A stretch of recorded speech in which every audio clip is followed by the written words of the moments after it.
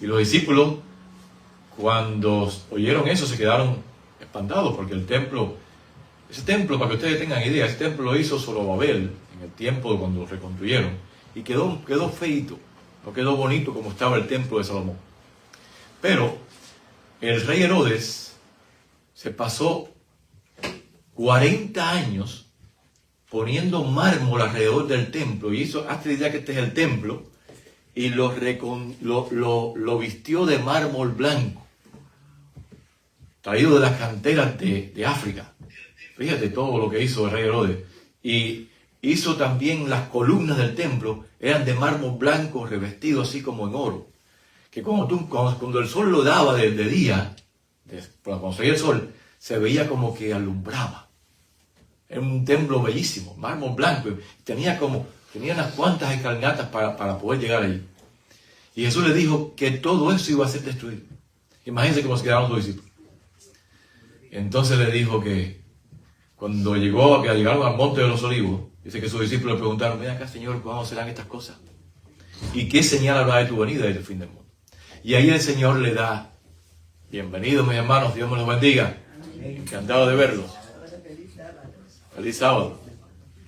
Entonces, ahí el Señor le da una serie de profecías que iban a venir. Las señales del tiempo del fin, para que estuviéramos preparados. Ya se lo estudiamos ya. Pero ahora estamos estudiando las parábolas, porque las parábolas es lo que espera Jesús que nosotros hagamos para poder pasar por el tiempo del fin.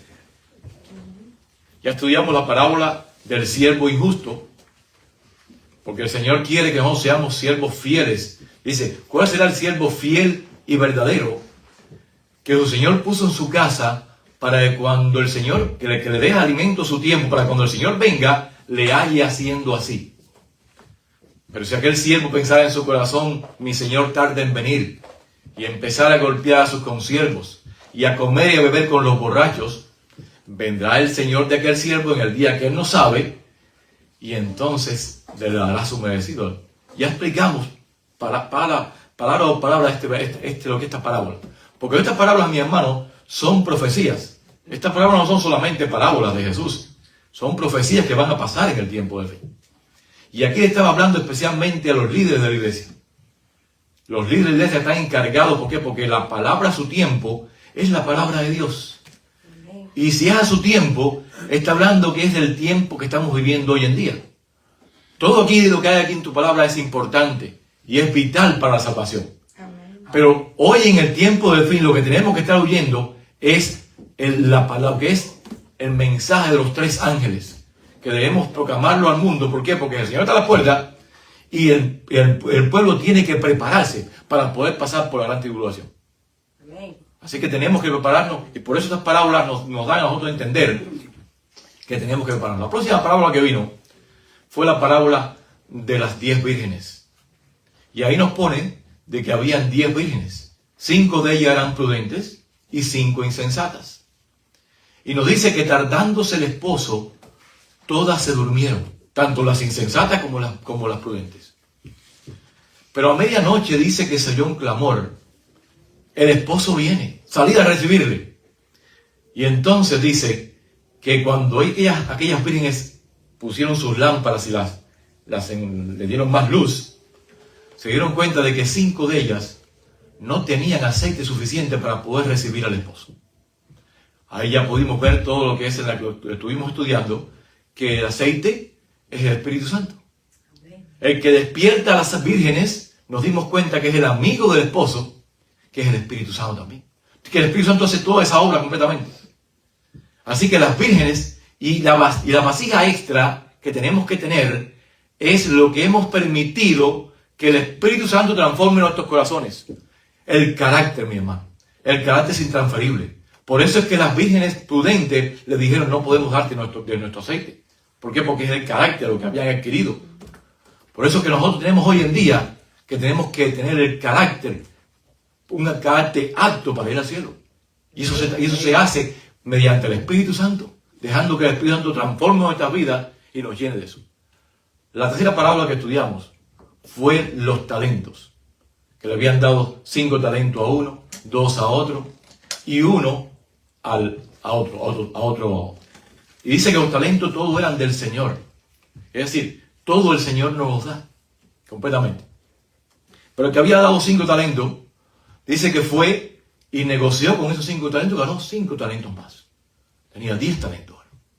Y el que había ganado 2, también negoció y ahora tenía 4 talentos, 2 talentos más. Pero el que tenía 1, ¿qué hizo? Dice que cavó en tierra y escondió su talento. Y cuando el Señor lo enfrentó, dice, porque tuve miedo. Porque sé que eres hombre duro, que ciegas donde no sembraste y recoges donde no esparciste. Y por eso tuve miedo. Y entonces el Señor le dice, si tú crees eso, que yo era hombre duro, que ciego donde no sembraste y que recojo donde no esparcí, debiste haber dado mi dinero a los banqueros. Y cuando yo viniera, iba a recoger lo que era mío con los intereses.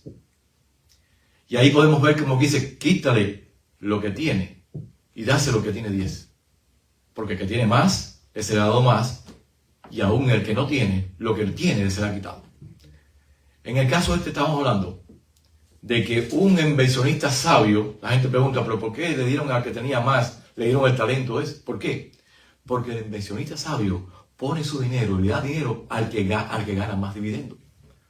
Tú no le vas a dar tu dinero a alguien que lo está perdiendo, o que no lo pones a trabajar. Le das tu dinero a aquel que lo multiplica y tiene más ganancias.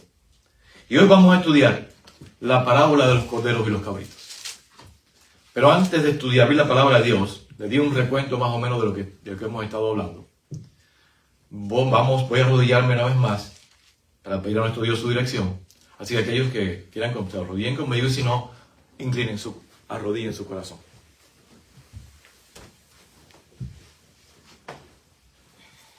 Padre Santo que estás en los cielos, Señor. Santificado, alabado y glorificado sea tu nombre, Señor. Te damos gracias por todas tus bendiciones. Gracias por este sábado que nos das, Señor. Gracias porque es una delicia caminar en tus caminos. Y es una delicia andar en todos tus mandamientos, tus preceptos, Señor. Gracias, Señor. Te pedimos que nos ayude, que tu Santo Espíritu nos ilumine.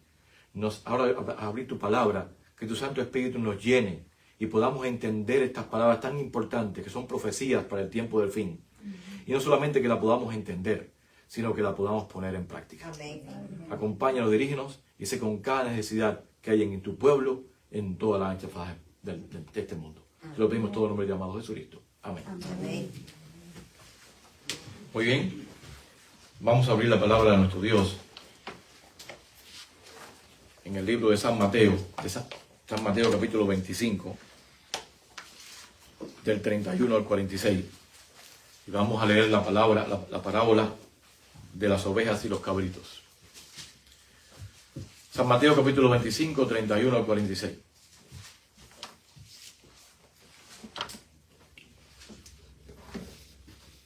Dice la palabra de Dios: cuando el Hijo del Hombre venga en su gloria, y todos sus santos ángeles con él, entonces se sentará en su trono de gloria. San Mateo capítulo 25, 31 al 46. Y todos sus santos ángeles con él, entonces se sentará en tu trono de gloria, y serán reunidas delante de él todas las naciones, y apartará los unos de los otros. Así que esto es un lenguaje de juicio, apartar los unos de los otros, como aparta el pastor las ovejas de los cabritos. Y pondrá las ovejas a su derecha y los cabritos a su izquierda. Entonces el rey dirá a su derecha: venid benditos de mi Padre, heredad el reino preparado para vosotros desde la fundación del mundo. Porque tuve hambre y me diste de comer, tuve sed y me diste de beber, fui forastero y me recogisteis, estuve desnudo y me cubristeis, enfermo y me visitasteis, en la cárcel y vinisteis a mí. Entonces los justos, fíjate que los justos no hicieron esto para poder darse la popularidad, porque si no ellos se hubieran dado cuenta que estaban haciendo esto para... Hoy en día, no, yo solo voy a decir más. Hoy en día mucha gente, todo lo que hacen por Dios es para tirar selfies y que están haciendo algo por Dios. Pero no, dice aquí: entonces los justos le responderán diciendo: Señor, ¿cuándo te vimos hambriento y te sustentamos? ¿O sediento y te dimos de beber? ¿Y cuándo te vimos forastero y te recogimos? ¿O desnudo y te cubrimos? ¿O cuando te vimos enfermo en la cárcel y vinimos a ti? Y respondiendo el rey les dirá, de cierto os digo, que en cuanto lo hicisteis a uno de estos mis hermanos más pequeños, a mí lo hicisteis. Entonces dirá también a los de su izquierda, es decir, a los cabritos ahora, apartados de mí, y habla duro, malditos, al fuego eterno preparado para el diablo y sus ángeles. Porque tuve hambre y no me diste de comer. Tuve sed y no me diste de beber. Fui forastero y no me recogisteis. Estuve desnudo y no me cubristeis. Enfermo y en la cárcel y no me visitasteis. Entonces también ellos les responderán diciendo, Señor, ¿cuándo te vimos hambriento, sediento?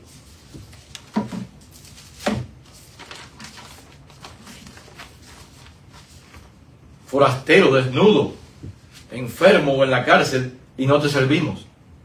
Entonces le responderá diciendo, de cierto os digo que en cuanto no lo hicisteis a uno de estos más pequeños, tampoco a mí lo hicisteis. E irán estos al castigo eterno y los justos a la vida eterna. Amén. Amén. Está clara la palabra, carito. Está clara la palabra. Quiere decir, pero mucha gente se pregunta, bueno, ven acá, entonces, ¿la salvación es por obras? Porque aquí está hablando de las cosas que deben hacer los justos. La salvación no es por obras, la salvación es por gracia. Pero una vez que tú aceptas a Jesús y la gracia te transforma, tú vas a hacer las obras que Dios preparó de antemano desde la fundación del mundo. Así lo dice la palabra de Dios. Así que estamos claros de que esta parábola es una profecía para el tiempo del fin. Estamos claros por eso, porque estamos hablando que cuando el Señor venga en su gloria. Ahora, a mí me llamó la atención y busqué la diferencia entre los corderos y los cabritos. Porque, ¿qué diferencia tienen entre los corderos y los cabritos? ¿Saben? Lo que es los corderos, lo que es las ovejas son mansas. Déjame buscarlo aquí porque lo tenía aquí. Tengo aquí dos diferencias grandes entre corderos y cabritos. Los corderos son sumisos, son limpios, obedientes, se dejan pastorear. Tú los coges y los llevas, aunque ellos son medios tontos, se dejan pastorear. Tú los coges y los llevas por donde tú quieras tú vas.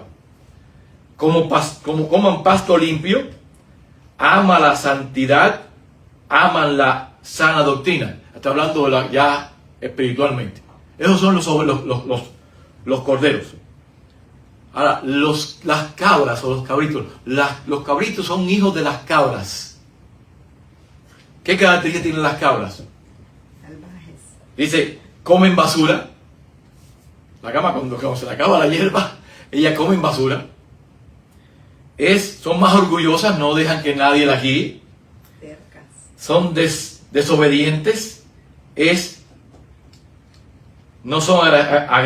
Son agresivas. Fíjate, los corderos no son agresivos, sin embargo, las cabras son agresivas, malhumoradas, no les gusta ser pastoreadas, aman el libertinaje, aman el liberalismo. Está hablando ya de nosotros, de lo que es el pueblo. Así que fíjense, la diferencia que hay entre estos dos animalitos que el Señor pone. Hay mucha gente no entiende la diferencia que hay entre uno y otro. Y el Señor lo pone clarito ahí. Ahora, ya sabiendo la diferencia que hay entre los corderos y los cabritos, vamos a ver, nuestro pasaje de estudio, en Mateo 24, buscaremos responder 3 preguntas.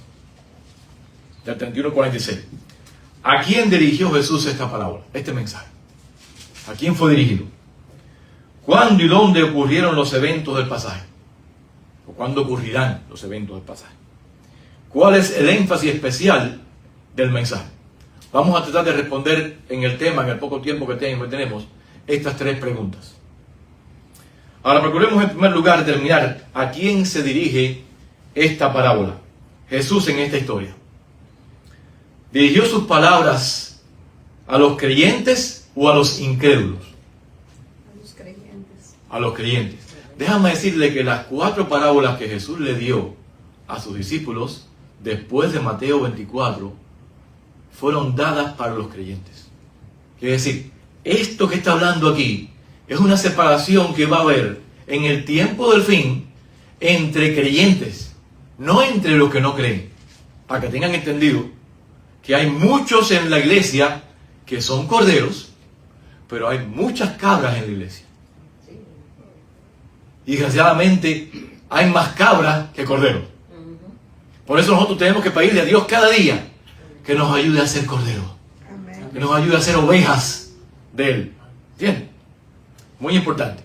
En Mateo 24 Jesús describió las señales de su venida y luego al final del capítulo 24, en el capítulo 25, presentó una serie de parábolas advirtiéndole a sus seguidores que adviertan, que estuvieran listos para su venida.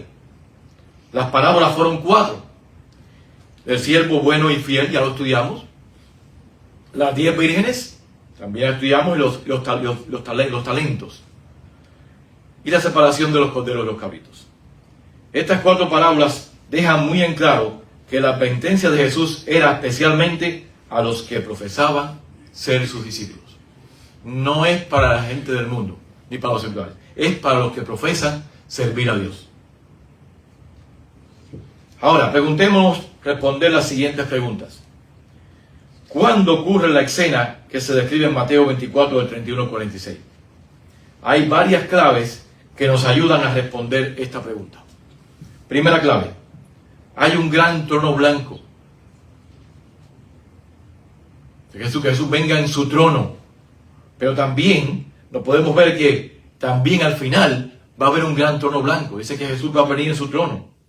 Se sentará en su trono y separará a los corderos de los cabritos. Ocurre cuando Jesús se sienta en el trono de su gloria. Dice cuando se sienta en su trono de su gloria, es decir, cuando venga ya por segunda vez, por tercera vez yo diría. Ocurre cuando todas las naciones están reunidas ante el trono, así que deben estar allí todos los habitantes de todas las épocas. No solamente los de ese momento, sino de todo el mundo, para poder separarlos. Se examina la evidencia en un juicio de separación. Se examina la evidencia entre lo que hicieron y lo que dejaron de hacer. Tú sabes que nosotros vamos a ser juzgados por lo que hacemos y también vamos a ser juzgados por lo que dejamos de hacer. Porque debimos haber hecho que no hicimos. Así que aquí está lo que debimos haber hecho que no hicimos en esta parábola. En Apocalipsis está lo que no debíamos haber hecho. Después que examina la evidencia, se pronuncia la sentencia. Luego se ejecuta la sentencia cuando los impíos, Satanás y sus ángeles son echados al fuego eterno que es preparado para el diablo y sus ángeles. Así que fíjate, el fuego eterno no es preparado para ningún hijo de Dios, ni para ningún ser humano. Es preparado para el diablo y sus ángeles. Ahora, si tienen el carácter del diablo y están haciendo las cosas como el diablo las hace, en vez de como Dios, van a ser echados con él. Por eso tenemos que tener mucho cuidado en cómo estamos viviendo. Debemos hacer un estudio de cómo es nuestra vida delante de Dios. Al Apocalipsis 20, vamos allí. Apocalipsis 20 tiene las mismas características de lo que estamos hablando aquí. Hay un pasaje en Apocalipsis 20. Vamos a Apocalipsis 20, versículo 4. Tienen los mismos elementos. Apocalipsis 24. Dice la palabra de Dios. Y vi tronos, y se sentaron sobre ellos los que recibieron facultad de juzgar. Y vi las almas de los decapitados por causa del testimonio de Jesús y por la palabra de Dios, los que no habían adorado a la bestia de su imagen y no habían recibido la marca en su frente o en su mano, y vivieron y reinaron con Cristo 1000 años. Ahora Apocalipsis capítulo 20-12. Perdón. Y vamos a leerlo hasta el 14, hasta el 15, perdón. Dice, vi los muertos grandes y pequeños. Perdón, vamos a leerlo desde el 11. Y vi un gran trono blanco, y sigue estando el gran trono blanco, que es donde está Jesús, y al que se estaba sentado en él, de delante de él huyeron la tierra y el cielo, y ningún lugar se encontró para ellos. ¿Quién es este que huye todo? Ese es Jesús, mi amado.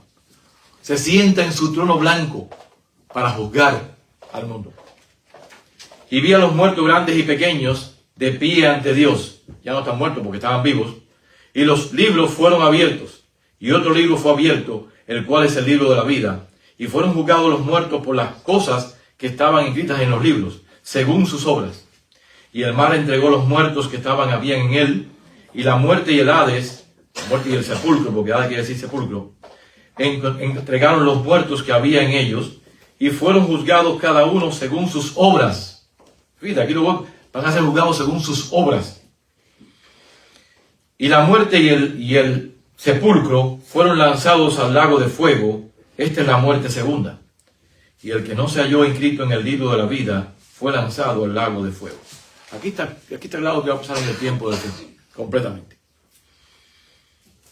Así que aquí también hay un trono blanco, donde se sienta Jesús. El Hijo del Hombre se sienta en ese trono.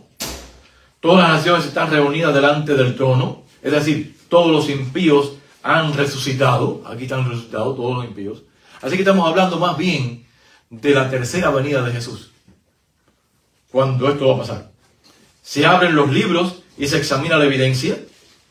Después de examinar la evidencia se pronuncia la sentencia. Satanás y sus ángeles y los impíos son echados al lago de fuego. Pero hay una diferencia entre el énfasis de Mateo y el énfasis en Apocalipsis. Los dos pasajes describen el mismo juicio, pero desde diferentes perspectivas. ¿Cuál es la base del juicio en Apocalipsis?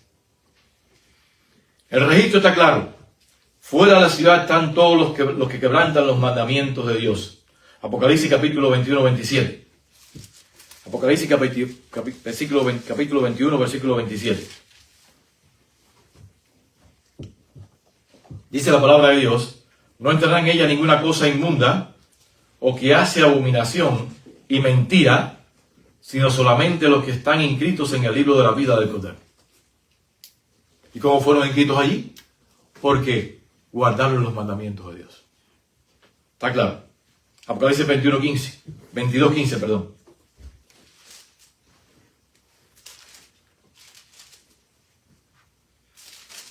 Dice la palabra de Dios, mas los perros estarán fuera.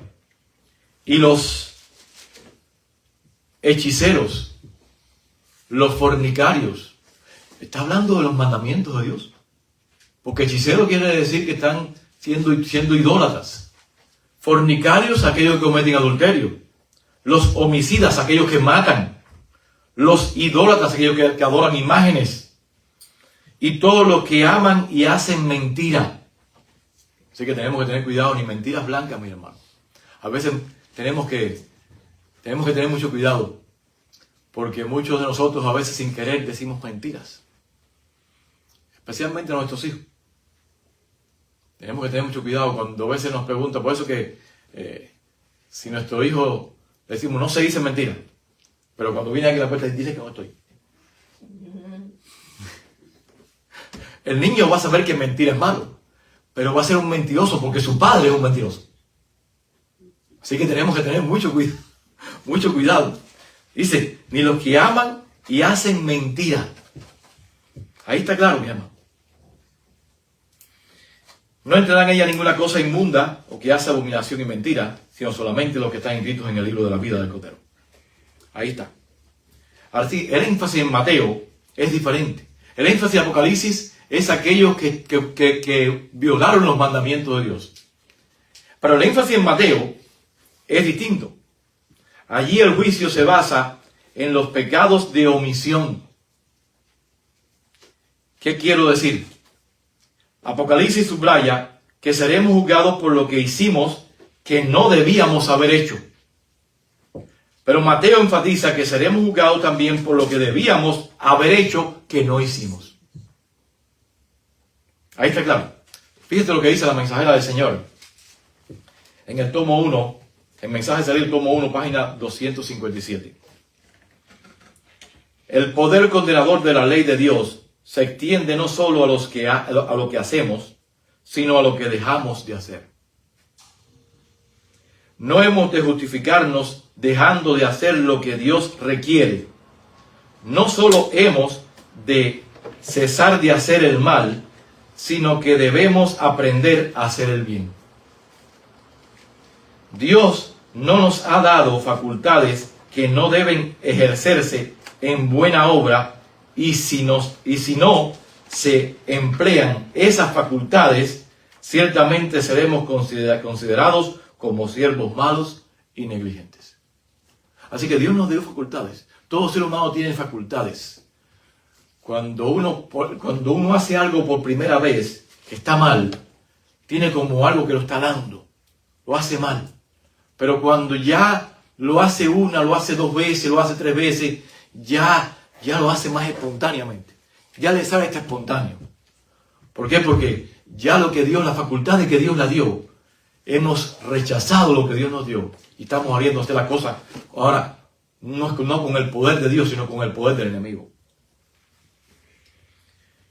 Dice, quizás no hayamos cometido atroces pecados. Tales facultades quizás no estén registradas contra nosotros en el libro de Dios. Es decir, los atroces pecados, como por ejemplo muchas veces dicen, no, yo no he cometido lo que David cometió, o lo que hicieron tantos hombres. Pero si estamos pecando igual que David, estamos haciendo las cosas como David, porque muchos no estamos cometiendo el acto, pero si lo pensamos aquí ya lo hicimos. Así que ese es el problema. Muchos son mujeriegos porque tienen una esposa al lado. Pero muchos son mujeriegos aunque tengan la esposa al lado. ¿Por qué? Porque están pensando en otras mujeres. O en otros hombres. Tales facultades quizás no estén registradas contra nosotros en el libro de Dios. Esto está hablando la mensajera del Señor todavía. Pero el hecho de que nuestros actos no sean registrados como puros, buenos, elevados y nobles, lo que indica que no hemos cultivado los talentos que se nos han confiado. Quiere decir que si no estamos haciendo eso, no estamos cultivando los talentos que se nos han confiado. Nos coloca bajo condenación. Y nos dirán lo mismo de los cabritos. Maldito al fuego preparado para el diablo y sus ángeles. Son palabras duras. Consideremos más cuidadosamente el juicio en Mateo 25. La mano derecha, mis hermanos, es la mano del favor de Dios. La mano izquierda le dicen que es la mano del desfavor de Dios. El Señor pone a las ovejas la mano derecha y a los cabritos la mano izquierda.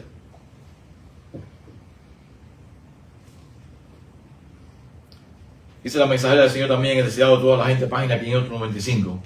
Muchos piensan que sería un gran privilegio visitar el escenario de la vida de Cristo en la Tierra Santa, llamada Tierra Santa.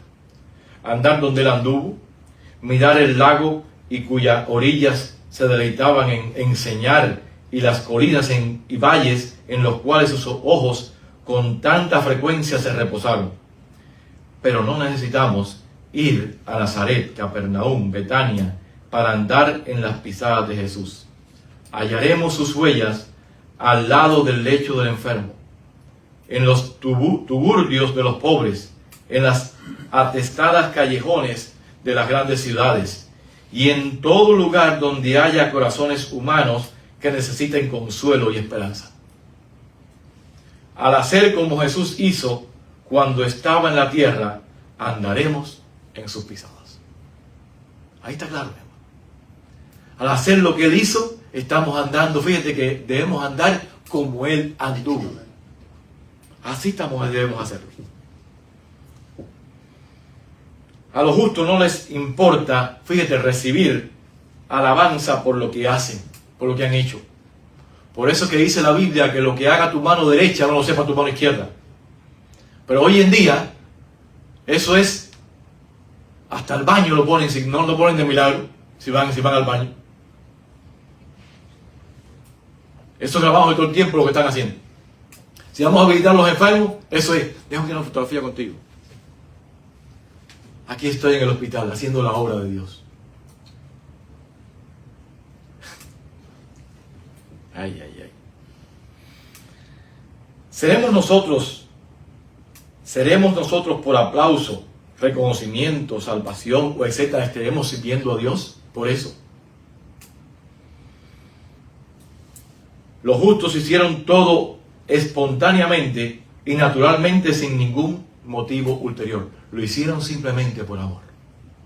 Es lo que debemos estar haciendo nosotros. Todo lo que nosotros debemos hacer es por amor a Dios. Por eso es que siempre lo he dicho cada vez que tengo la oportunidad. Señor, amémonos, amemos a Jesús.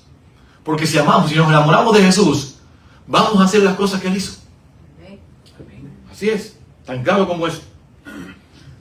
Los cabritos fallaron en reconocer que al pasar por alto las necesidades, estaban pasando por alto a Jesús.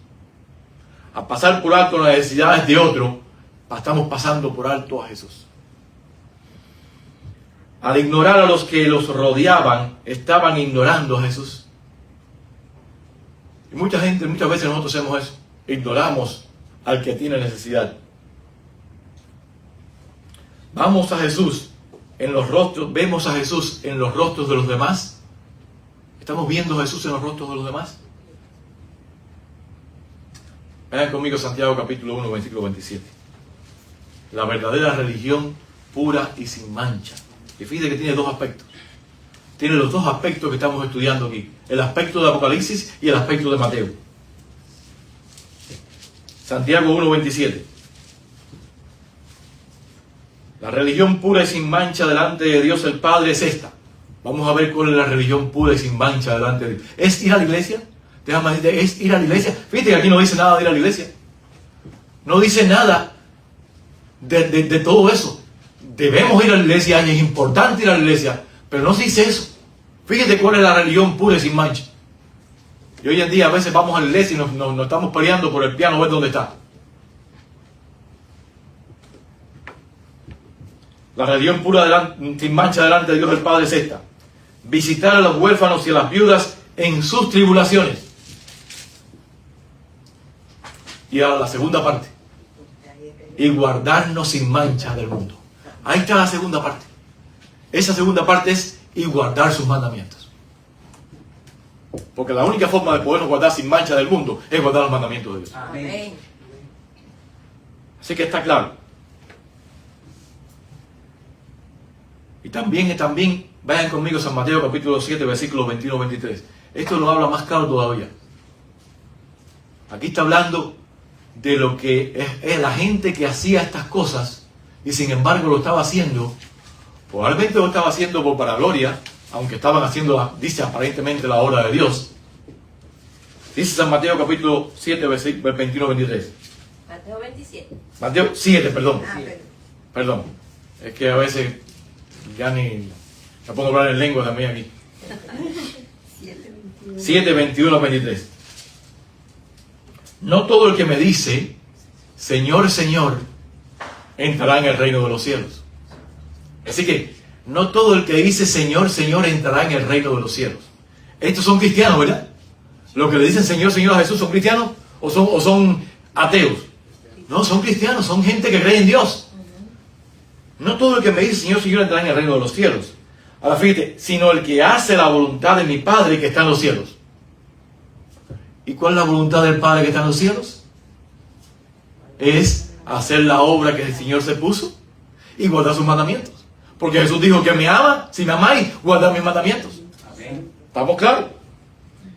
Así, muchos me dirán en aquel día, fíjate, muchos me dirán en aquel día, Señor, Señor, son cristianos estos, ¿no profetizamos en tu nombre? ¡Wow! Así que se profetizamos en el nombre de quién, de Jesús. Por eso es que mi hermano, siempre les digo, cuando usted vea a algún tal profeta por ahí, o que esté predicado un predicador, sopéselo bajo la palabra de Dios. Porque aquí está la prueba de un verdadero profeta. Aquí está.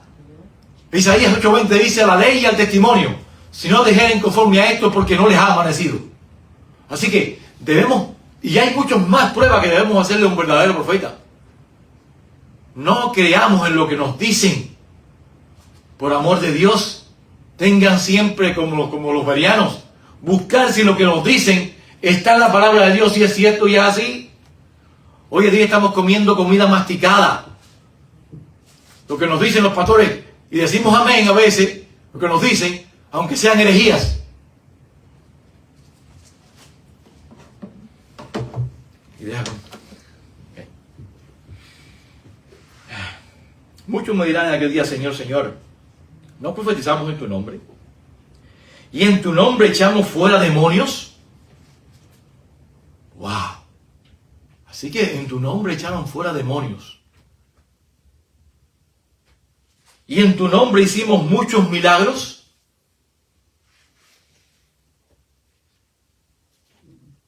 ¡Wow! Por eso, mis amados, que tenemos que tener mucho cuidado dónde estamos yendo y qué estamos oyendo. Porque si tú ves una cosa, algo que tú estás viendo ahí, que no está en la palabra de Dios y que no está haciendo la forma, porque hoy en día hay muchas iglesias que hacen todo esto. Y se llenan las iglesias. Se llenan, ¿por qué? Porque la música es una música cristiana mundana, que le gusta mucho a la gente. Y porque todas las cosas que están allí apelan a nuestros sentimientos. O porque nos gusta tener un poquito de excitación, ponernos excited, aunque lo que están haciendo es una blasfemia delante de Dios.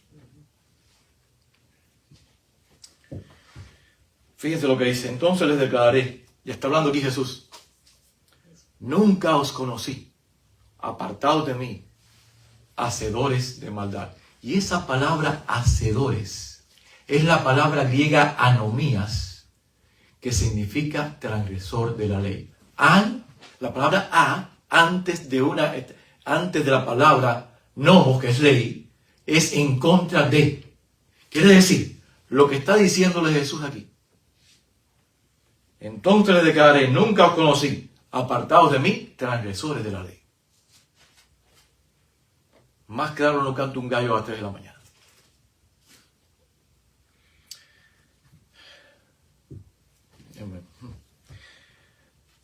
Noten la terrible palabra de Jesús a los cabritos, que le dice: malditos al fuego eterno, preparado para el diablo y sus ángeles.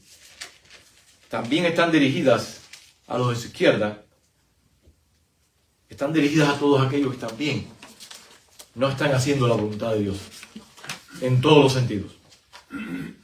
Fíjate, el joven rico, para que usted vea lo que es lo que la Biblia nos pone. El joven rico profesaba guardar los mandamientos de Dios. Jesús le dijo, guarda los mandamientos. Y él dijo: ¿cuáles, Señor? Dice: no matarás, no cometerás adulterio, no dirás falso testimonio. Y él se dice: todo esto lo he hecho desde que nací, te puedo decir. Y Jesús le dijo: una cosa que te falta. Vende lo que tienes y dalo a los pobres, y tendrás tesoros en el cielo. Y dice que el joven rico se fue triste, porque aunque él estaba guardando los mandamientos de Dios, no hizo la segunda parte que teníamos que hacer.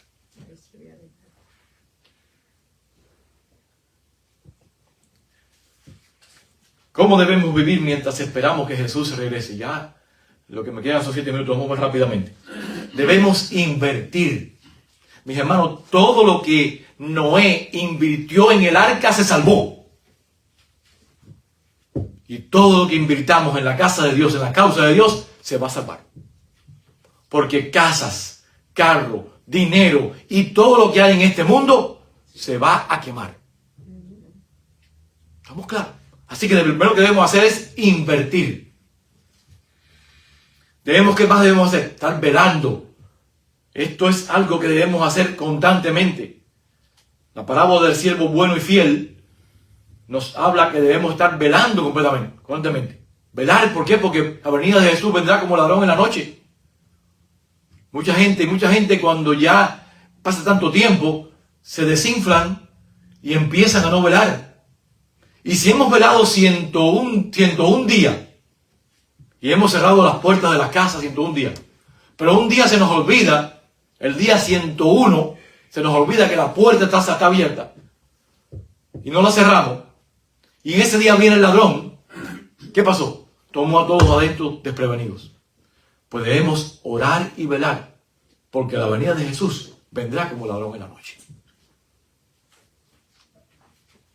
Y los que están velando y orando no los va a tomar, porque Jesús le dijo, pero ustedes no están como no están sin tinieblas, para que aquel día los tome como ladrón. Ustedes conocen la palabra de Dios.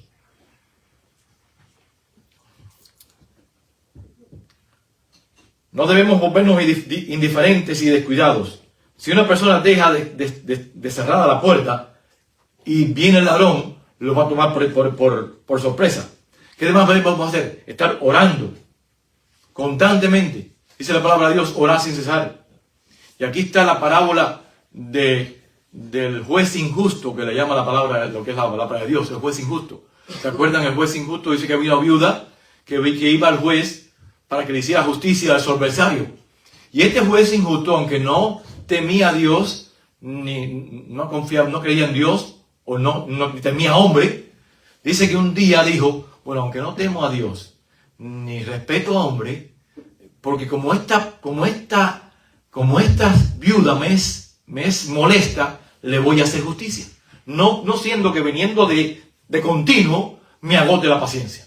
Y entonces Jesús le dice, ¿cuánto más vuestro Padre dará al Espíritu Santo lo que se lo pide? Amén. Así que aquí está hablando de que debemos pedirle a Dios constantemente y no desmayar. Mucha gente vemos que no, ayer estamos hablando en el estudio que estamos teniendo, que Daniel oró desde el tiempo de Belsasar. Dice que era el tercer año de Belsasar y todavía quedaba como un año y pico todavía Belsasar esto, llegaron los medos y los persas y los conquistaran. Y también dice que fue en el primer año de Darío. Así que habían pasado como 4 años que Daniel estaba orando y no entendía lo que le habían dicho en el capítulo 8 de Daniel. Y dice que se pasó 4 años orando. Como 4 años orando. Pero dice que cuando se puso a orar la próxima vez, dice que el ángel Gabriel vino y le dio la visión. No debemos desmayar, hermano. Debemos orar. Mucha gente nos oramos por algo y a veces lo descuidamos y no oramos más. Debemos estar orando constantemente, mi hermano. Amén. Constantemente. Y estar listos. La palabra de Dios Virgen nos dice que debemos estar listos. Y especialmente dejando que el Espíritu Santo nos transforme en nuestras vidas y nos haga aptos para el reino de los cielos. Amén. Dice Jesús nos insta a mantenernos espiritualmente limpios todo el tiempo durante su ausencia. Él no nos ha revelado el tiempo en que se cerrará la puerta de la gracia, pues de lo contrario vamos a esperar hasta lo último, como siempre hacemos. A veces, si Dios nos hubiera dicho se va a cerrar el tiempo de gracia en el 2015 y vamos a estar esperando en enero, ¿qué vamos a hacer? Vamos a esperar hasta el 2015, porque puse el tiempo que pasó para no poner fecha en el futuro. Y vamos a estar esperando ese tiempo. Y días antes vamos a querer prepararnos. Pero mis hermanos, el que no esté preparado hoy, cuando venga este problema, el tiempo de gracia no se va a poder preparar. Va a ser demasiado tarde. Así que esta parábola nos está enseñando a nosotros que debemos hacer la obra que Jesús nos puso desde antes de la fundación del mundo para andar por ellas. Que Dios me los bendiga. Que Dios me lo guarde esta mañana y siempre. Y que podamos estudiar su palabra, grabarla en nuestra mente, y no solamente grabarla, sino ponerla en práctica, mi hermano. Porque la palabra que está puesta aquí, si no está puesta aquí, de nada nos sirve. Así que debemos ponerla aquí. Y si no está puesta aquí, y no está puesta aquí, de nada nos sirve también. Así que Dios me lo bendiga esta mañana y siempre. Y que podamos ser siervos fieles y prudentes. Que podamos ser ovejas de Jesús, para cuando Él venga, Él diga, venid benditos de mi Padre, heredad del reino preparado para vosotros desde antes de la fundación del mundo. Amén. Amén.